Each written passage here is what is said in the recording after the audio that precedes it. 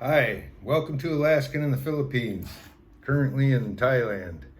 Today I thought I'd compare Dumaguete's weather to Thailand's weather here since I have a friend in the Philippines I just talked to yesterday, and actually she contacted me and asked how hot is it over there in Thailand. She said it's 40 here, 40 degrees Celsius. For you Americans, that's 104. And here it was 30, and that's like 86 or something like, yeah, 86. So there's a big difference.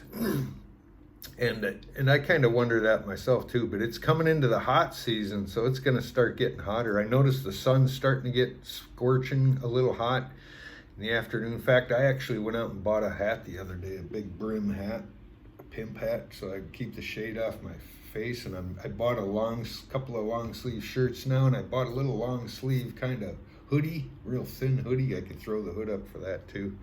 But yeah, you really got to hide from the heat.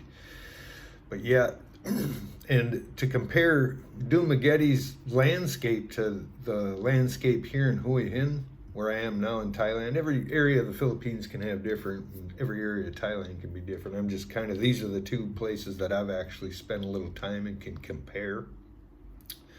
Dumaguete is more lush tropical jungle. To me, it seems that way to me. I mean, it's just banana trees, coconut trees, and the mountains, rainforest. It is actual rainforest. Everything's just all grown up, real thick jungle. If you can picture jungle, it's beautiful too, by the way. If you drive up above Valencia and you get up into that, there's a river that comes down through there, and all the steam volcanic stuff. It's just absolutely gorgeous, picture perfect with the coconut trees and everything. Just beautiful, but it's thick, steamy, seems to be more humidity there, like it's more humid and hot. I sweated more in the Philippines, I believe, than I ever did here in Hua Hin. In fact, here in Hua Hin, it's kind of a drier climate, like a desert environment, sort of. It has the same kind of foliage as the Philippines, sort of. It's got a lot more what are those palm oil trees. Seems like more of those than the coconut trees. And so it's not real thick and vegetative. It's kind of open area. I can look in the mountains and I can see rocks and stuff sticking out. So it's a bit dry. And there's actual cactuses here and stuff I've seen growing around. I ain't saying, I don't know if they are in the Philippines. They probably are, but I never noticed any there. But here you see them growing wild out naturally. I've seen them. So yeah, it kind of shows. And then it went for 3 months. This winter, it went 3 months without ever raining once. And everything was fine. The foliage, the trees, they just bud flowers. They don't even bother with leaves. They just bloom flowers out of the end of the branches all over the trees. And they fall off every day, and they grow new ones every day. It's amazing. And nothing seemed to die. I saw just 2 little young banana trees that succumbed to the heat. Actually, only one did. It fell before the rains. But yeah, the Dumaguete is more hot, steamy jungle. And I believe, in my mind, according to what she said yesterday, it was 40 there, and that's 104, and here it was 86. So it's to me, it's hot. I avoid the sun here, going out in the afternoons, just like I did in the Philippines. I didn't do it in the Philippines either. I hid from the sun in the afternoons. And if I have to go out now, I walk the shade, And I was taught that by the Philippines, you walk from the shade, you always just go out and walk along whatever buildings, and everybody does it too. Even if the sidewalk's out here and it's right in the sun, if there's a shadow around these edge of the building, everybody will walk that. They don't want to be in the sun either. But for me, it burns my skin. I see a lot of the expats out here, and they're just cooking. They look like a cooked ham, literally. And I can't do it. They lay out in the sun, and I think that's just a bad idea. It's just scorching you. If you're a tourist and you want to be out laying on the beach, yeah, go for it. But to be living in a hot climate like that, I say you better kind of hide from that heat as best you can. But anyway, so it seems to me, for now, right now, we're coming into the hot season, and Dumaguete's so far has got it on us for the heat, which, from what she said yesterday, 40 degrees, that's pretty hot. And here 80. I've seen on our normal day, it'll be 89 by the heat of the day, or it'll be 90 about, and that's about what it's been. We had some real cool mornings too in December and January. I woke up, there's a couple of mornings I put on a flannel shirt when I went outside, but yeah. Today, this morning, I went out and actually got soaking wet of rain. We haven't had many rains. We were just coming out of, it seems like, the dry season, because we just started getting rains here this past month. We had like three now, and this morning I got caught in a torrential downpour, just completely soaked. It's warm here. You never get chilled from a rain or nothing. It felt good actually, but I was afraid my phone and my wallet was going to get soaked. I was soaked through and through. But yeah, good downpour, cleared everything out, and now here the sun's out. It's a beautiful day again. That's how the weather is here. It seems like we get a rain, and then the sun comes out.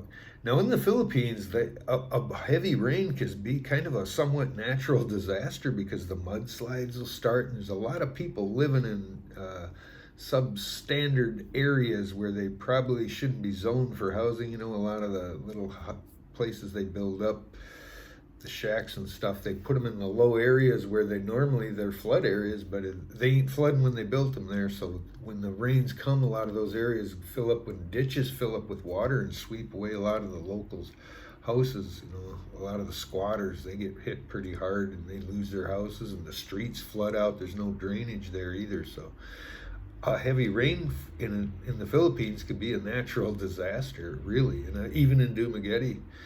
And also the storms, typhoons come in. They have a typhoon season there in the Philippines. They're in an alley where the typhoons come every year, and they smack right into, they come right for the Philippines center, and then they'll go up like this, and they'll just touch the edge of Manila, the northern area, Luzon and stuff up around Baguio area, that northern part, if they do. But they come real close every year, and there'll be 2 or 3 of them, and if they don't hit, they'll go up over to Japan or Taiwan after that usually.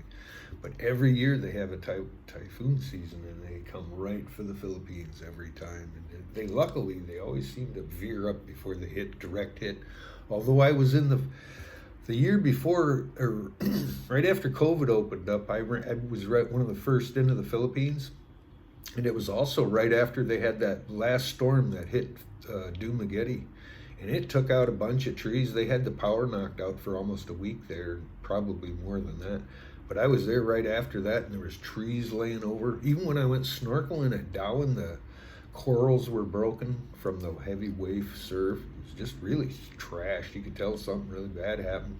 There was buildings, I don't know how many died or whatever, but yeah, it was a bad storm for Dumaguete. And Dumaguete don't normally get hit by storms. They usually miss Dumaguete area and they always seem to go up north, but Cebu and Dumaguete both got hit that last time. So that's something to remember.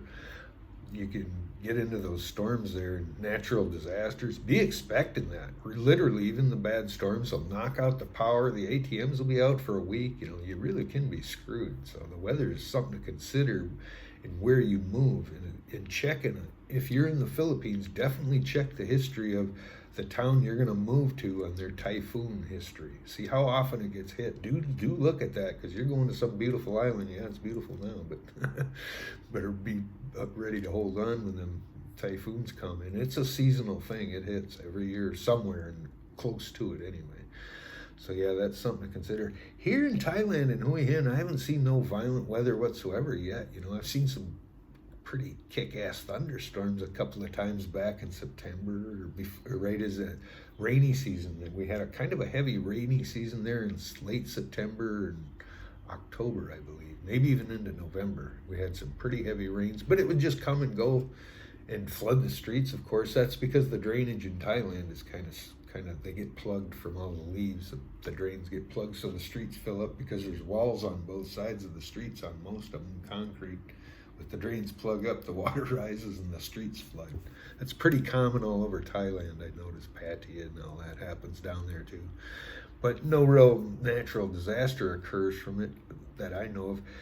And I don't know if we do have hurricanes here. I haven't been here a full year yet. I'm going on 7 months, so I'm going to see what happens in a full year. But so far, it's a beautiful day every day, just about. And if it rains, it's a beautiful day an hour later. So I can't complain about any of the weather. Some lightning and thunder, that's cool. You know, I don't mind that once in a while, but it goes away.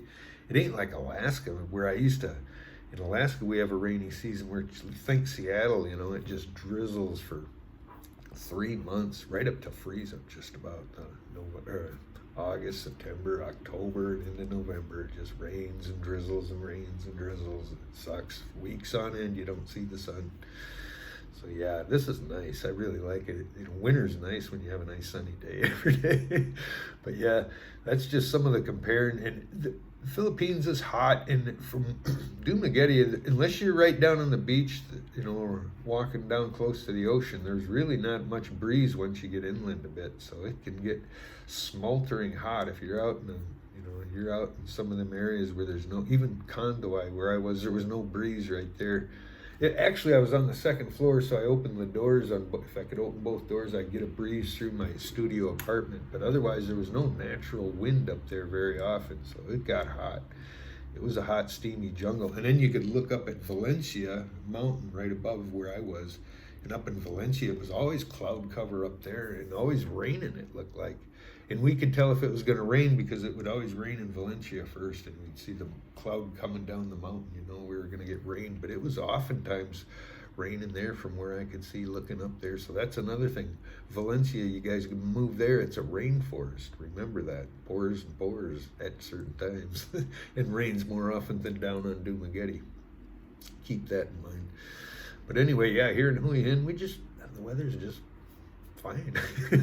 Maybe, might get a tsunami or something like that wiped. I think that probably wiped something out here too, I guess. I don't know. I didn't look into that history, but that's something to look. But you can't really not move somewhere because it might get hit by a tsunami. But so anyway, yeah, I think it's pretty neat. We got mountains.